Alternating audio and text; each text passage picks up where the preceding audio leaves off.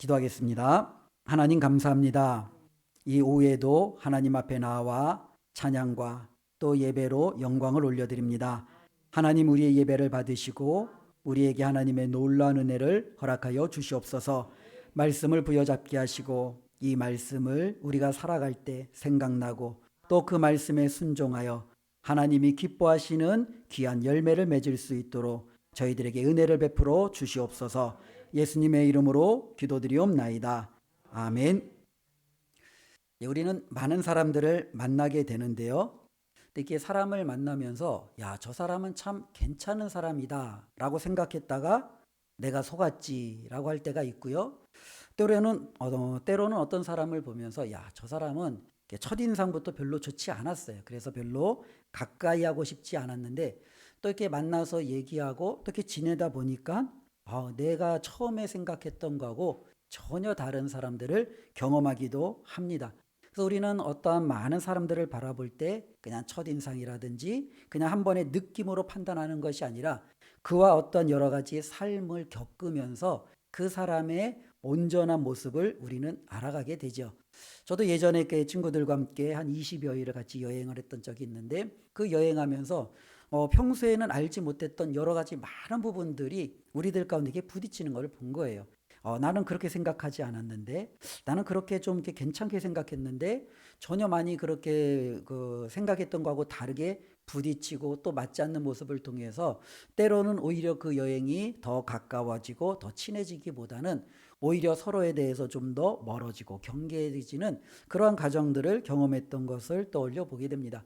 많은 사람들이 그렇지요. 우리가 여러 사람들을 이렇게 경험할 때 보통 일반적으로 만났을 때는 좋은 사람이야, 괜찮은 사람이야 라고 했다가도 막상 위기가 오고 어려움이 오면 그 어려움 속에서 그 사람의 진짜 모습이 나오기도 하죠. 그 사람의 숨겨진 모습이 드러나기도 하죠. 그러면서 우리는요, 상당히 많이 상처를 받기도 하고 때로는 우리가 누군가에게 상처를 주기도 합니다. 이런 모든 모습은 바로 우리의 일상 속에서 우리가 만나는 여러 가지 한계, 때로는 여러 가지 위기나 어려움 속에서 나타나는 우리의 참 모습이 될 수 있습니다. 특별히 그런데 우리가 이렇게 어려움뿐만 아니라 일상 속에서도 우리는요, 자기 자신을 숨기려고 해도 숨겨지지 않는 모습들이 참 많이 있어요. 가령 이제 일주일에 한 번 만나서 잠시 몇 시간 동안 있는 이 교회 안에서는요, 모두가 좀 괜찮아 보이잖아요. 모두가 거룩해 보이고, 모두가 착해 보이고, 모두가 하나님의 말씀대로 살아가는 것 같은 너무나도 우리들 한 사람 한 사람이 다 괜찮아 보이고 좋아 보입니다.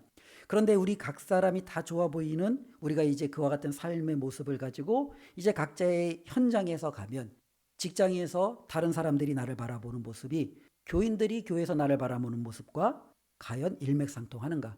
교인들은 나를 굉장히 좋게 보고 착하게 보고 믿음 좋게 보는데 회사에서도 동료들이 나를 그렇게 바라보느냐?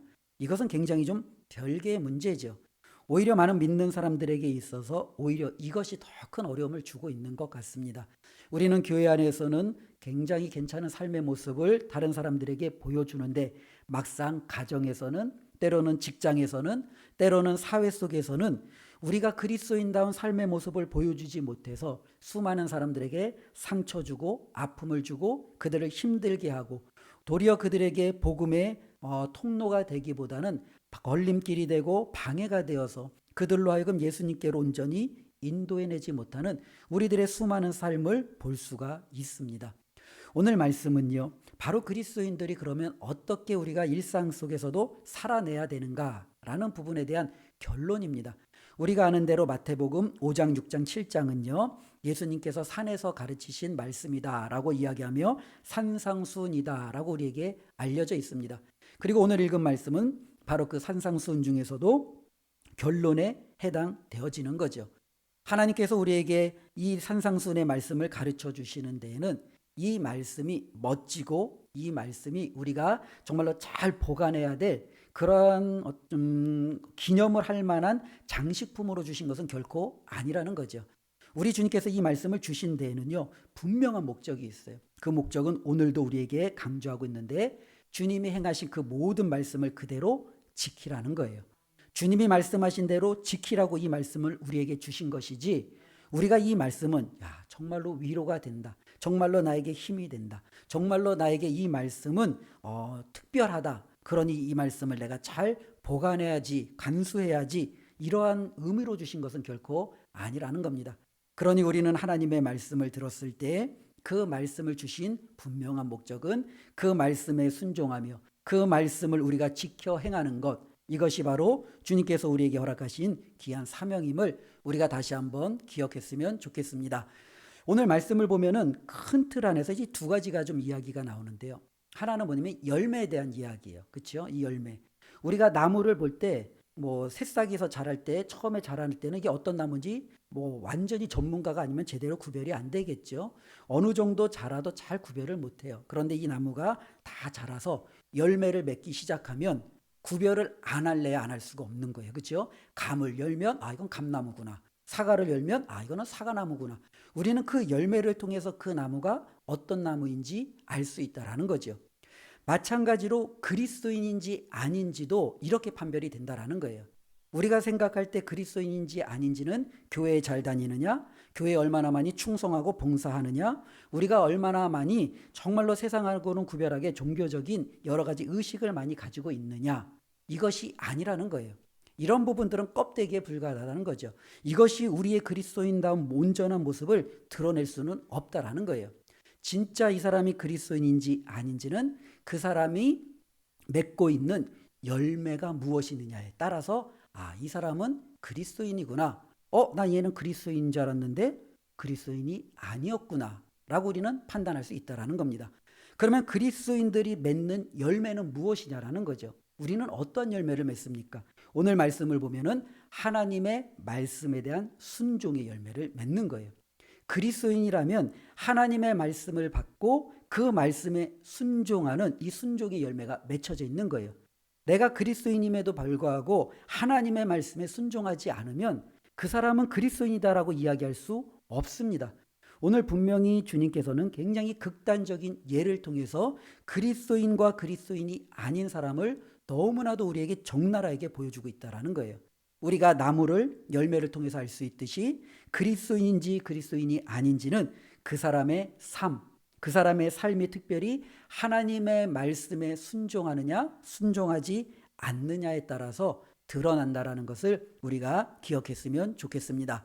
오늘 그래서 예수님께서는요, 산상수훈의 결론 부분에 먼저 그 모든 말씀을 듣는 사람들에게 한 가지 주의점을 당부해 주십니다. 15절부터 23절까지의 말씀인데요. 15절부터 23절까지의 말씀을 보면 거짓 선지자들이 나타난다라는 거예요. 그래서 그리스도인들이 특별히 예수님을 믿고 따르는 하나님의 자녀들은 이 거짓 선지자들을 주의해야 된다라고 말씀하고 있습니다. 특별히 이 거짓 선지자들을 우리가 주의해야 될 이유는 무엇이냐면 너무나도 많은 그리스도인들이 이 거짓 선지자들에게 잘 속기 때문에 그래요. 우리가 속지 않으면은 굳이 이렇게 이들을 주의할 필요가 없잖아요. 그런데 너무나도 많은 사람들이 이 거짓 선지자들의 그 달콤한 말 한마디에 그들의 행동 하나하나에 넘어가고 속고 때로는 하나님이 기뻐하지 않는 너무나도 반대의 삶으로 달려가고 있다는 거죠. 우리가 이단들을 보면서 많은 그리스도인들이 가슴을 쳐요. 어떻게 저렇게 속아 넘어갈 수 있을까? 어떻게 저렇게 게임에 넘어갈 수 있을까? 우리는 바깥에서 보니까 저것이 가짜라는 것을 아는데 그 안에 있는 사람들은 그걸 구별해내지 못하잖아요. 거짓 선지자들의 가르침에 그들은 그것이 옳다라고 생각하며 그것을 쫓아 나아가는 거지요. 그런데 교회 안에도 수많은 사람들이 이 거짓 선지자들의 잘못된 가르침에 빠지며 그곳에서 헤어나오지 못하는 경우들이 너무나도 많이 있다라는 겁니다. 특별히 그러면서 오늘 예수님은요 15절과 21, 22절에 이 거짓 선지자들이 우리를 굉장히 혼동케 하고 우리를 유혹하고 속이는데 그들의 특징이 있다라는 거예요. 그러니까 그들은 어떤 특징을 가지고 있냐면 15절에 보니까 그들은요 양의 옷을 입었다라는 거죠. 양은 겉으로 보기엔 어때요? 되게 착하고 순해 보이잖아요. 그러니까 거짓 선지자들을 딱 겉으로 봤을 때 우리가 아는 대로 머리에 뿔이 달리거나 시커먼 옷을 입고 나오거나 그러면 우리가 구별해낼 수 있지요. 그런데 겉모습을 보면 그들은 너무나도 순해 보여요. 착해 보여요. 너무나도 괜찮은 모습으로 우리에게 나타나고 있다라는 거예요. 계속적으로 그들의 모습을 보면 21절에 그들이 주님 앞에 서서 뭐라고 주님을 불러요? 주여, 주여 하면서 주님의 이름을 불러요. 이 주님의 이름을 부른다라는 것 자체가 그들이 주님을 어떠한 분으로 알고 있는지를 우리에게 어느 정도 보여줍니다. 이들 역시도 예수님을 정말로 온 세상의 통치자로, 주권자로, 하나님으로 받아들이고 알고 있구나. 거짓 선지자들도 예수님이 누구인지 분명히 알아요. 그래서 그들이 예수님을 부를 때 예수야 라고 이름을 부르지 않아요. 주여, 주여라며 그들 역시도 주님을 높이는 것을 우리는 볼 수 있습니다. 그들도 아마 우리와 똑같은 신앙 고백을 하지요. 우리가 사도신경으로 우리의 신앙을 고백하듯이 그들도 사도신경으로 주님에 대한 신앙을 고백합니다. 우리의 입술로 우리가 주님을 찬양하고 사랑한다고 고백하듯이 그들도 손을 들어 주님을 사랑한다고 찬양한다고 주님을 향한 그들의 신앙을 고백합니다. 그러니 그들의 겉모습과 또 그들이 행하는 이러한 말들을 통해서는요, 이들을 분별해내기는 더욱 어려운 거예요. 근데 이들을 분별해내기가 더더욱 어려운 것은 22절에 계속적으로 보면 이들에게서 능력이 나타난다라는 거예요. 양의 옷을 입고 예수 그리스도를 주라 부르며 그리고 그들이 병든 자들을 고치고 귀신을 쫓아내고 이와 같은 어마어마한 능력이 그들 가운데서 나타나기 시작한다라는 거예요. 그러니 많은 사람들이 볼 때 저 사람은 예수님의 참 선지자야. 저 사람의 말을 우리도 따라가야지. 그러면서 많은 사람들이 어떻게 해요? 그 보이는 것을 통해서 거짓 선지자들을 추구하며 따라갈 수밖에 없다라는 거죠. 그렇기 때문에 우리 주님은 이야기합니다. 거짓 선지자들을 삼가라고 이야기합니다. 우리가 믿음 생활할 때 우리에게 주의점이 있다면 그것은 바로 하나님께 정말로 믿음으로 나온 많은 사람들 가운데 여전히 거짓 선지자들도 있고 잘못된 신앙을 가지고 있는 사람들도 있고 그리고 그들 가운데서 우리는 온전한 분별력을 가지고 믿음 생활을 해내야 된다라는 겁니다. 그런데 조금 더 우리가 이게 역사적으로 보면 거짓 선지자들이 언제나 참 선지자들보다는 항상 더 많았어요. 거짓 성도들이 참 성도들보다 언제나 더 많았어요. 하나님 편에서 믿음을 지키고 그 말씀대로 생활하며 살아가려고 애썼던 사람들이 도리어 더욱더 적었던 것을 바라볼 때 이 소수의 믿음을 가진 자들은요, 더 깨어서 분별하며 더 깨어서 내 믿음이 하나님이 기뻐하시는 그 말씀대로 살아가고 있는지를 우리가 잘 살펴야 된다라는 겁니다. 특별히 우리가 구약에 보면은 이스라엘 백성이 이제 거의 멸망하기 직전이죠. 이 남유다가 이제는 멸망하기 직전이에요. 이 남유다의 수도는 예루살렘인데 예루살렘 주위로 이제는 바벨론 군대가 다 이제 둘러싸여 있어요. 근데 그때 이 예루살렘에 있는 백성들에게 외쳤던 두 가지 목소리가 있습니다. 하나는 예레미야를 비롯한 정말로 소수의 선지자들이 이야기합니다. 바벨론에게 항복해라. 하나님이 우리의 죄악 때문에 바벨론을 보내셔서 우리를 치시는 것이다. 우리가 하나님께 자복하고 이 바벨론에게 우리가 항복하여 하나님이 우리를 징계하심에 대해서 우리가 마땅히 그 징계를 감내하자. 나중에 우리가 돌이켜 회개하면 하나님이 혹시 우리를 회복시킬 수 있으니 우리가 지금은 철저히 하나님 앞에 나아가 자복하고 회개할 때이다 라며 하나님의 말씀을 전했던 예레미야와 같은 참 선지자가 있었습니다. 그러나 대부분의 선지자들은요, 그렇게 이야기하지 않았어요. 그들은 이야기합니다. 그렇지 않다. 하나님이 우리를 애굽에서 건져내셨다. 하나님이 우리를 광야에서 먹이셨다. 하나님이 요단강을 건너시며 이 가나안 땅을 우리의 손에 붙여주셨다. 우리는 저들과 다른 우리는 하나님의 백성이다. 우리는 하나님이 지켜주시는 그분의 자녀들이다. 하나님은 결코 우리를 포기하지 않으신다. 하나님이 지금 잠깐 우리를 포기하는 것처럼 보이지만 조금만 버티고 참아라. 하나님이 저 바벨론을 물리치실 것이고 이제는 우리에게 궁극적인 승리를 줄 것이다. 그러니 걱정하지 마라. 그러면서 백성들을 안도하게 하고 백성들로 하여금 그냥 평소의 삶을 살도록 외치는 수많은 선지자들이 있었습니다. 가짜 선지자죠. 거짓 선지자죠. 그런데 대부분의 백성들은요, 이 가짜 거짓 선지자들이 이야기하는 그것을 붙들고 나가는 거예요. 그래, 나는 하나님의 자녀야. 하나님이 나를 포기하지 않을 거야. 나를 바벨론에 팔지 않을 거야. 나는 포로가 되지 않을 거야. 나는 망하지 않을 거야. 왜? 나는 하나님의 자녀니까. 이거 붙들고 있다가 그들 모두가 한순간에 하나님의 멸망을 받은 것을 깨달을 수 있습니다. 우리 그리스도인들도 그럴 수 있다라는 거예요. 우리가 온전한 믿음을 지키지 않으면서 가짜 믿음 붙들고 있다가 이것이 진짜인 것처럼 내가 이거를 그냥 꼭 붙들고 있다가 이것이 결국에는 가짜로 판명될 때 우리가 주님 앞에서 이 거짓 선지자들이 불법을 행하는 자들아 내게서 떠나라 라고 이야기했던 것처럼 이 가짜를 붙들고 있던 수많은 신앙인들이 하나님 앞에 내침을 당한다면 그것만큼 우리를 화나고 우리로 하여금 정말로 안타깝게 만드는 것이 어디에 있겠습니까? 한번 생각해 보십시오. 주님을 알고부터 나는 정말로 주의를 빠지지 않았습니다. 주님을 알고부터 나는 그 주님의 말씀을 배우는데 듣는데 열심을 다했습니다. 주님을 알고부터 나는 정말로 그리스도인이라는 정말로 그 이름을 붙들고 이제는 천국에 대한 소망을 붙들고 주님 앞에 살았습니다. 그런데 막상 주님 앞에 섰더니 주님이 너 누구니? 라고 이야기한다면 우리 뭐라고 이야기하겠습니까? 이들처럼 주님 앞에 그렇게 이야기하겠습니까? 주님, 저 한 주간도 주님 빠지지 않고 예배 드렸지 않습니까? 주님, 제가 주님의 이름을 얼마나 많이 불렀어요. 제가 주를 위해서 이것도 하고 이것도 하고 이것도 하지 않았습니까? 주님, 제가 주님을 얼마나 많이 사랑하는지 제 주위에 있는 사람들도 제 기도 소리를 들었어요. 제가 주님을 위하여 얼마나 많이 찬양하는지 제 주위에 있는 사람들이 증언할 수 있어요. 이렇게 이야기할 수 있어요.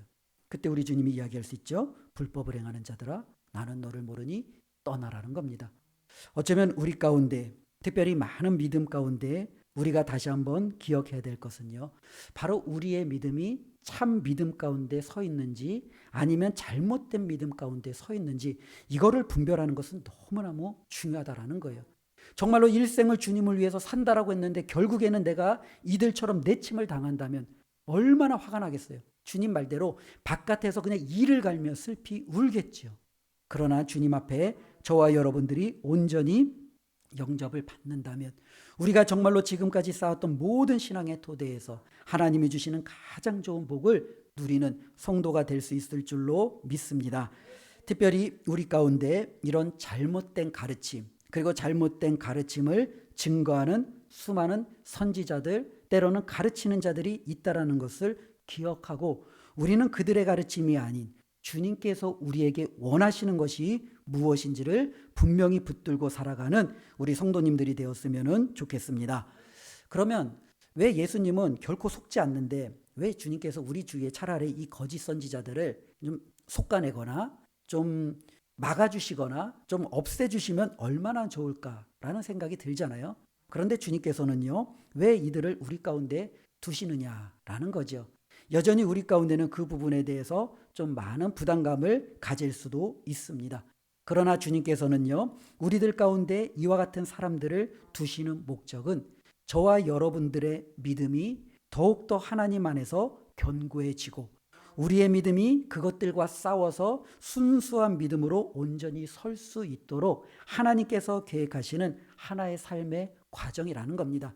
그냥 하나님은 모든 것을 막으시고 우리가 곧게 자라는 그것이 아니라 때로는 잡초와 함께 자라고 비바람과 함께 자라고 그 속에서도 하나님이 기뻐하시는 열매를 내어내고 그 속에서도 내가 가라지가 아닌 알곡으로 드러내는 그와 같은 삶을 보여줄 줄 아는 그와 같은 하나님 편에 서 있는 온전한 삶을 우리 하나님께서는 우리에게 원하고 계시다라는 거죠. 이것을 기억하면서 바라기는 우리는 하나님 앞에 섰을 때 이 거짓 선지자들과 이들을 쫓았던 사람들처럼 불법을 행하는 자들아 내가 너희를 모르니 내게서 떠나가라 라는 이 음성을 듣지 않기를 주님의 이름으로 축원을 드립니다. 특별히 이 열매라는 것은요 우리의 삶이에요. 그러니까 이제 그리스도인들을 우리가 좀 다시 한번 기억하면 주님이 우리에게 기대하시는 것은 무엇이냐면 바로 우리의 삶을 기대하신다라는 거예요. 너희가 하나님의 자녀로서 내가 이제는 나의 정말로 구원받은 사랑하는 자로서 이제는 너의 삶에 어떠한 열매가 맺기를 원하는지 우리 주님은 바로 우리에게 그것을 원하고 있다라는 거죠. 때로는 우리의 많은 삶의 열매가 입술의 신앙의 고백으로 손과 발을 통해서 봉사로 나타날 수도 있어요. 그러나 이것보다도 주님께서 더욱더 원하시는 것은 입술과 손발로 하는 것들은 주님도 속일 수 있고 우리가 사람도 속일 수 있다라는 거예요. 그러나 삶으로 나타나는 열매는요 결코 속일 수 없다라는 거죠. 어떻게 산딸기 나무에서 뱀딸기가 나올 수 있겠습니까? 이거는 불가능하다라는 거예요. 그리스도인이라면 그리스도인의 삶의 열매가 당연히 나올 수밖에 없는 거예요. 저와 여러분들이 좋은 열매가 나올 수밖에 없는 거예요. 근데 내가 좋은 나무라고 생각했는데 나쁜 열매가 맺혔어요. 그럼 결론으로 나는 나쁜 나무였던 거예요. 내가 좋은 나무인데 나쁜 열매를 맺힌 게 아니라 내가 나쁜 나무였기 때문에 나쁜 열매를 맺을 수밖에 없다라는 겁니다. 어쩌면 스스로 속은 거겠죠. 자기도 속았고 다른 사람도 속였고, 그러나 주님은요 결코 속지 않으신다라는 거죠. 우리가 이것을 기억하며 저와 여러분들이 하나님 앞에 섰을 때 우리가 사람들은 속일 수 있어도 하나님은 속일 수 없다라는 그 사실을 기억하며 하나님이 보실 때 너 정말로 내가 기뻐하는 열매 맺었구나, 우리 하나님이 그렇게 품는 우리의 삶이 되었으면 좋겠습니다. 그러면 두 번째로는요, 우리 주님께서 그러면 우리의 삶의 이제 열매를 기대하시잖아요. 그럼 우리가 어떤 열매를 만드는 것을 주님은 기뻐하시느냐라는 부분이에요. 24절부터 27절까지 말씀을 보면 주님께서 말씀하시는 삶의 열매는요, 우리의 삶이 하나님의 말씀을 붙들었을 때 그 말씀에 대한 순종이에요. 이게 바로 주님께서 기뻐하시는 삶의 열매라는 거예요. 만일 내가 아무리 모든 것을 다해도 주님 앞에 순종하지 않으면 그 삶의 열매는 하나님이 받지 않으세요. 우리가 대표적인 예가 바로 사울이에요. 사울은 하나님의 말씀에 정말로 최선을 다한 것 같아요. 아말렉과 가서 싸워라. 갔더니 아말렉과 가서 싸우려고 전쟁 준비를 했어요. 그들과 싸워서 그들의 모든 것들을 다 진멸하라. 그랬더니 그 모든 전쟁에서 이긴 후에 정말로 모든 것들을 진멸하는 것처럼 보였어요. 그런데 좋은 것들은 따로 떼어냈어요. 나름대로 자신이 여러 가지 이유를 붙이면서 그 좋은 것들은 떼어냈지요. 그러나 막상 하나님께서 사무엘을 보내셨을 때 이 사울을 꾸짖는 것을 보게 됩니다. 내가 제사보다 순종을 더 원하는 것을 알지 못하느냐.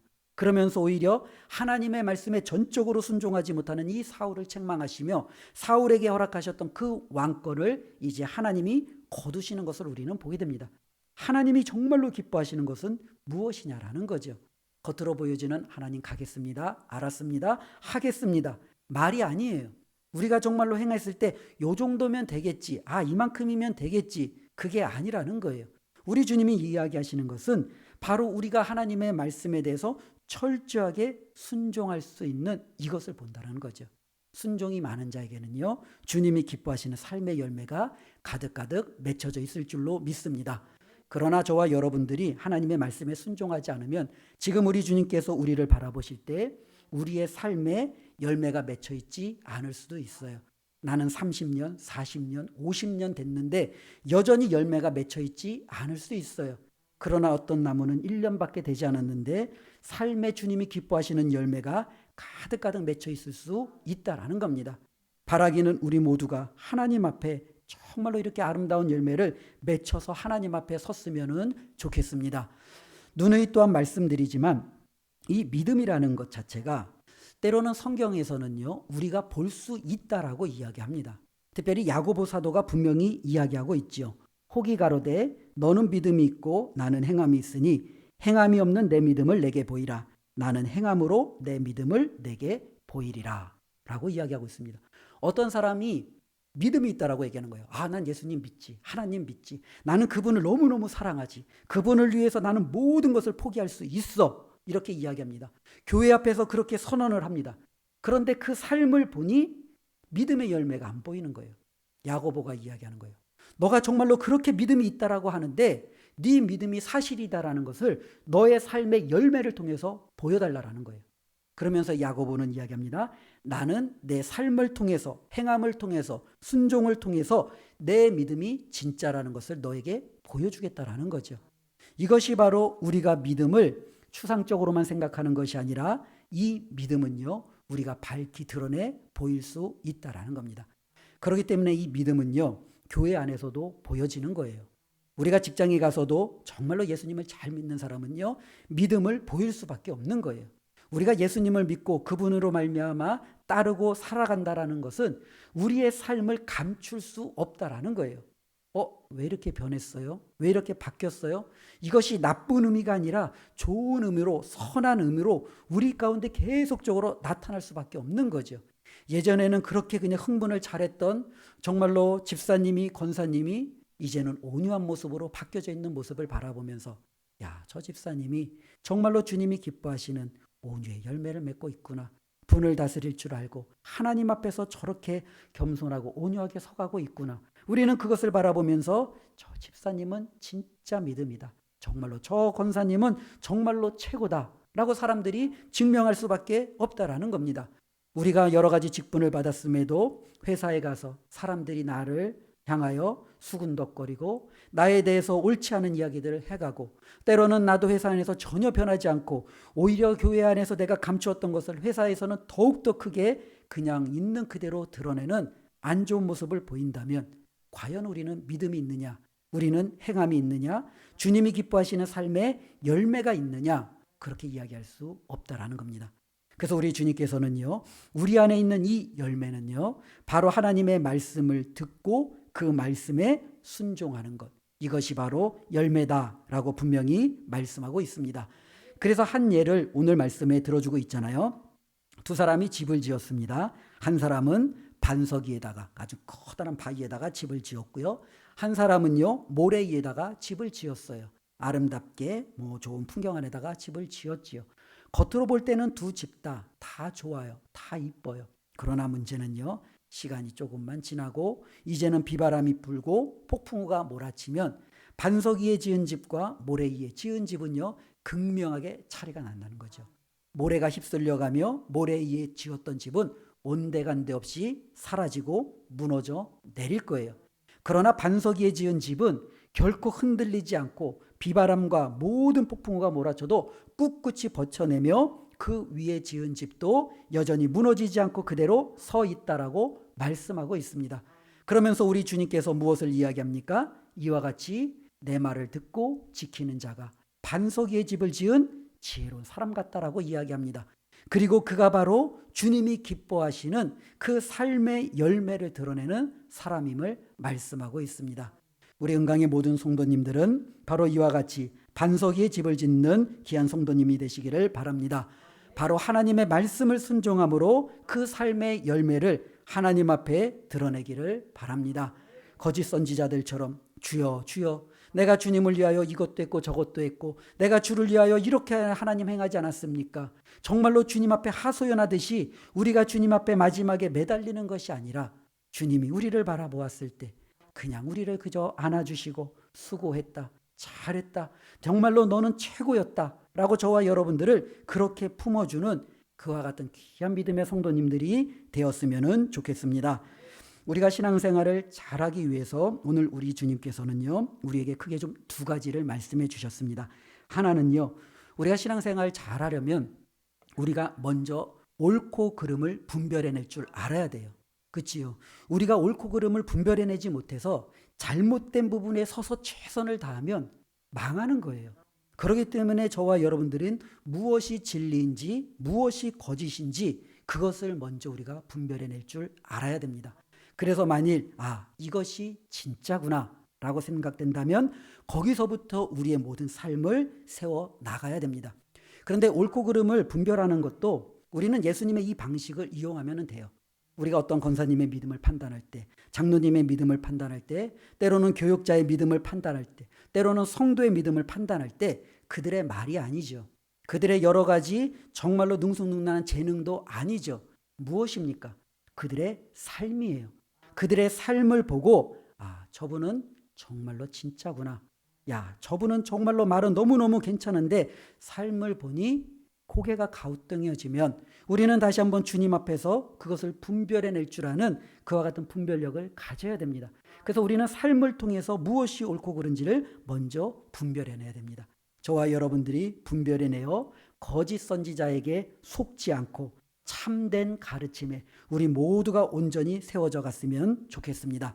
그리고 이 참된 이것을 우리가 판별해냈으면 그 다음부터 하는 것은 간단한 거예요. 순종하면 되는 거예요. 그대로 행하면 되는 거예요.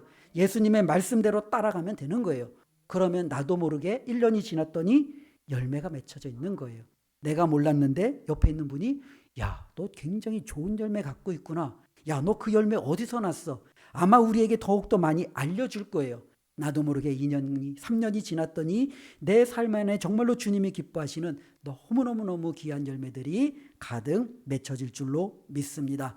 그래서 우리 모두가 주님 앞에 섰을 때 내가 너를 모른다 책망받는 자들이 아니라 주님과 함께 주님의 영접을 받는 복된 삶으로 승리하시기를 주님의 이름으로 축원드립니다. 기도하겠습니다. 하나님 감사합니다. 오늘도 주의를 지켰습니다. 하나님의 말씀을 받았습니다. 하나님의 자녀로 이 말씀을 받았으니 이 말씀을 지켜 행하는 하나님의 귀한 자녀들 되게 하여 주시옵소서. 하나님 알고 넘어가지 않게 하여 주시옵소서. 아는 만큼 순종하게 하시고 들은 만큼 행하게 하여 주시옵소서. 한 주간도 우리의 삶을 통해서 하나님 귀한 열매가 맺혀지기를 원합니다. 예수님이 기뻐하시는 삶의 행함이 있기를 원합니다. 주님 우리를 붙들어 주시옵소서. 예수님의 이름으로 기도드리옵나이다. 아멘.